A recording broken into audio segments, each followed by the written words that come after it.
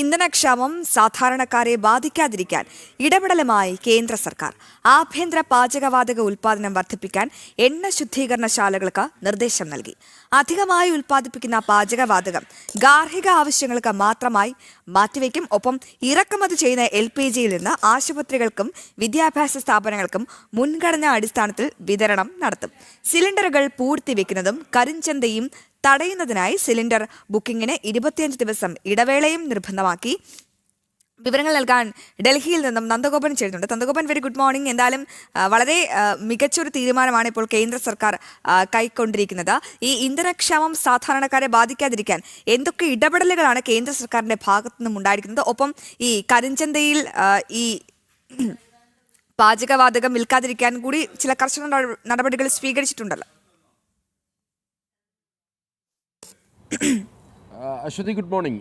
രാജ്യത്ത് ഊർജ്ജ സംരക്ഷണം ഉറപ്പാക്കുക, ജനങ്ങൾക്ക് ഈ പശ്ചിമേഷ്യൻ യുദ്ധ സാഹചര്യങ്ങൾ മൂലം ഒരു തരത്തിലുള്ള ബുദ്ധിമുട്ടും ഉണ്ടാകാതിരിക്കുക, അതുതന്നെയാണ് കേന്ദ്ര സർക്കാർ ലക്ഷ്യം വെക്കുന്നത്. 3-അംഗ സമിതിയെ ഇപ്പോൾ കേന്ദ്ര സർക്കാർ നിയോഗിച്ചിട്ടുണ്ട്. അതായത് ഈ പശ്ചിമേഷ്യയിലെ സംഘർഷ സാധ്യതകളിൽ അല്ലെങ്കിൽ ഇന്ധനം ലഭ്യമല്ല, അത്തരം ഭീതി പടർത്തിക്കൊണ്ട് കരിഞ്ചന്തയിൽ ഇത്തരം സിലിണ്ടറുകൾ പൂഴ്ത്തിവെക്കുവാനുള്ള സാധ്യതകൾ നിലനിൽക്കുന്നു. പല നഗരങ്ങളിലും ഇതിനോടകം തന്നെ അത്തരം പ്രശ്നങ്ങൾ റിപ്പോർട്ട് ചെയ്തു. ബംഗളൂരു അത് ഒരു പ്രത്യേക സമിതിയെ രൂപീകരിച്ചിട്ടുണ്ട് ഇത് മോണിറ്റർ ചെയ്യാൻ വേണ്ടി. ഇതിനൊപ്പം തന്നെ ഇറക്കുമതി ചെയ്യുന്ന LPG അത് മുൻഗണനാ അടിസ്ഥാനത്തിൽ സ്കൂളുകൾക്കും ആശുപത്രികൾക്കും വിതരണം ചെയ്യും. മറ്റ് ഇൻഡസ്ട്രിയൽ മേഖലയിൽ അതേപോലെ തന്നെ മറ്റ് മേഖലയിലേക്ക് നൽകുന്ന സിലിണ്ടറുകൾ അല്ലെങ്കിൽ അതുമായി അവർക്ക് നൽകുന്ന ഇന്ധനം എങ്ങനെയെന്നുള്ളത് നിരീക്ഷിക്കുവാൻ ഈ 3-അംഗ സമിതിയെ നിയോഗിച്ചിട്ടുണ്ട്. ഒപ്പം തന്നെ 25 ദിവസത്തിന് ശേഷം മാത്രമേ അടുത്ത ഗാർഹിക ആവശ്യത്തിനുള്ള സിലിണ്ടറുകൾ ബുക്ക് ചെയ്യുവാനുള്ള അവസരം ഇനി നൽകുന്നുള്ളൂ. ഏതായാലും വളരെ ശക്തമായൊരു നടപടികളിലേക്കാണ് ഇപ്പോൾ കേന്ദ്ര സർക്കാർ നീങ്ങിയിരിക്കുന്നത്.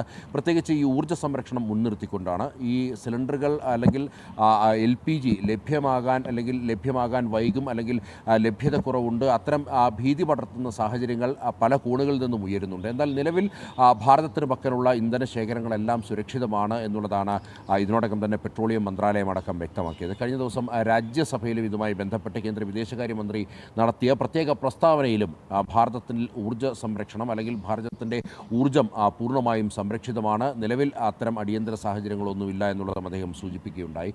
ഏതായാലും ഇത്തരം കാര്യങ്ങൾ മുൻനിർത്തിക്കൊണ്ടാണ് ഇപ്പോൾ ഗാർഹിക പാചകവാതകത്തിനും അതേപോലെ തന്നെ മറ്റ് LPG-യുമായി ബന്ധപ്പെട്ട മുഴുവൻ നിരീക്ഷണങ്ങൾക്കും ഒരു 3-അംഗ സമിതിയെ കൂടി കേന്ദ്ര സർക്കാർ നിയോഗിച്ചിരിക്കുന്നത്.